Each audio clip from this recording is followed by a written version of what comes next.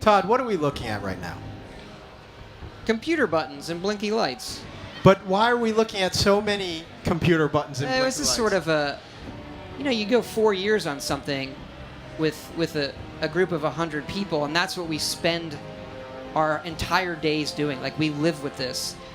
And there isn't a single part of the game that we haven't debated and gone over, and how can we make it better, and what's right, and how can we put more and more and more and more into it. And just those pictures of those computer panels, they represent that for me pretty well.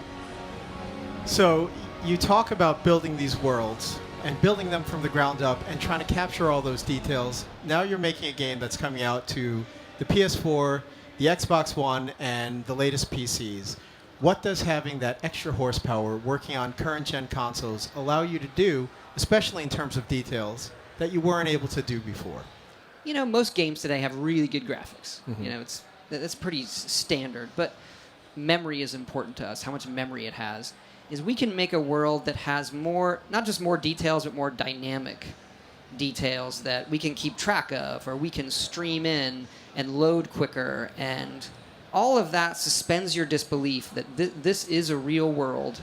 So then when something crazy happens, a Deathclaw comes busting through, it's that much more real. It just allows you to really be part of that world, right? Yeah, or you stumble into an old, we like to do a lot of environmental storytelling, so you stumble into a bedroom where maybe somebody lived.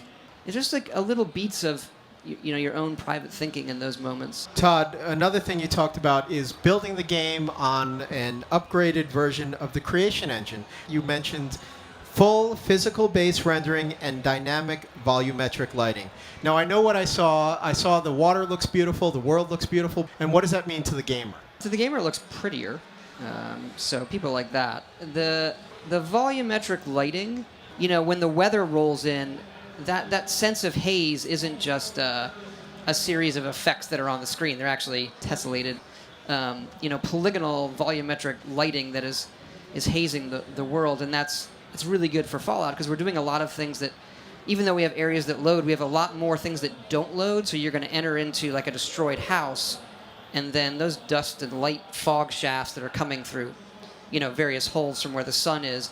It just creates an atmosphere that we haven't been able to do before. I mean, speaking of living in this world, one of the first things that I noticed that I think a lot of people noticed was how much more vivid the colors are, especially the blues of the sky.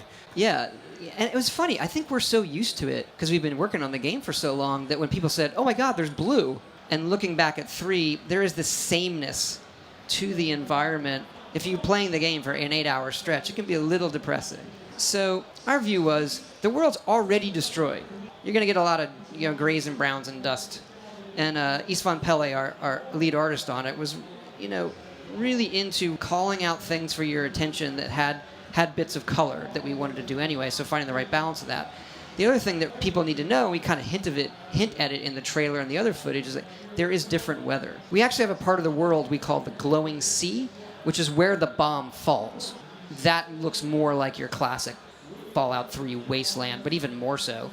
And then we have a new weather system for this one so that the storms from the glowing sea, these radiation storms, can flare up and then blow through the world.